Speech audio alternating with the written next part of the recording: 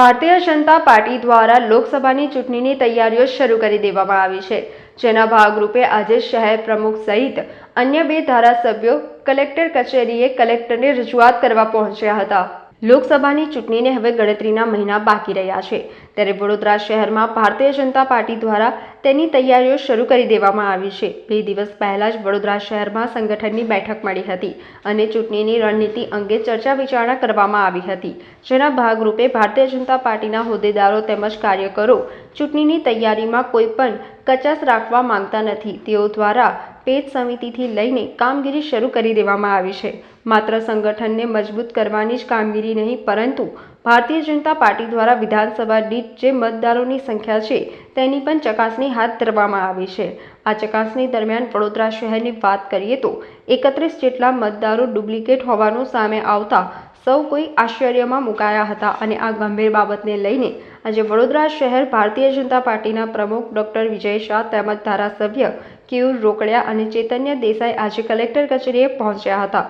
તેઓ દ્વારા કલેક્ટરને લેખિત રજૂઆત કરવામાં આવી હતી અને આ ગંભીર બાબતને લઈને યોગ્ય કાર્યવાહી કરવામાં આવે તેવી માંગણી કરાઈ હતી। લોકસભાની ચૂંટણી 2024ના સંદર્ભમાં આજે વડોદરા શહેરના વહીવટી તંત્રને એક જાણ કરવા માટે માન્ય ધારાસભ્યશ્રીઓને સાથે રાખીને આજે રજૂઆત કરી છે।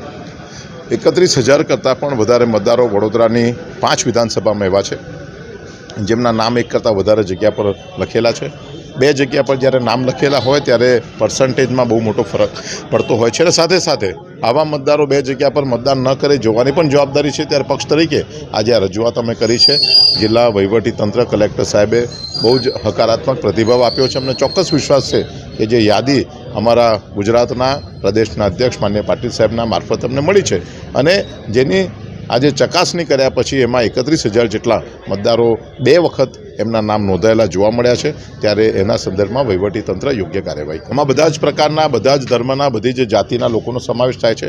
સામાન્ય રીતે એવા મતદારો છે કે જે મતદારો એક જગ્યા પર ભૂતકાળમાં રહેતા હોય ત્યારે એમનું નામ એ મતદાર યાદીમાં હોય, એમને સ્થળાંતર કર્યું હોય, એમણે ઘર બદલ્યું હોય, એમને વિસ્તાર બદલ્યો હોય, ત્યારે બીજી જગ્યાએ ગયા હોય ત્યારે પણ એમણે ફરી વખત મતદાર યાદીમાં નામ નોંધાવ્યું હોય અને જૂની જે જગ્યા છે ત્યાંથી નામ કમી ન થયું હોય એવા મતદારોની સંખ્યા મોટી હોય એવું પ્રથમ દ્રષ્ટિએ અમારા ધ્યાનમાં આવ્યું છે। તેમ છતાં પણ વહીવટીતંત્ર એમાં તપાસ કરી જે યોગ્ય લાગશે તે પ્રકારે નિર્ણય લેશે। મરણ પામેલા નામો હોઈ શકે પણ એ યાદી અમે આજે આપી નથી। અમે જેના યાદી આપી છે તે 1 કરતાં વધારે જગ્યા પર જેના નામો છે તે જ યાદી છે। આપે જે વાત કરી છે તેની યાદી અત્યારે પ્રદેશમાં તૈયાર થઈ રહી છે। એવા લોકોની પણ યાદી એ આવનારા સમયમાં પણ આપવામાં આવશે। વડોદરા જિલ્લાના 2 માન્ય ધારાસભ્યશ્રી અને શહેર ભાજપ પ્રમુખશ્રી દ્વારા આજે એક રજૂઆત આપવામાં આવી છે કે જેમાં વડોદરામાં કેટલાક લોકોના મતદાર યાદીમાં નામો 2 જગ્યાએ છે।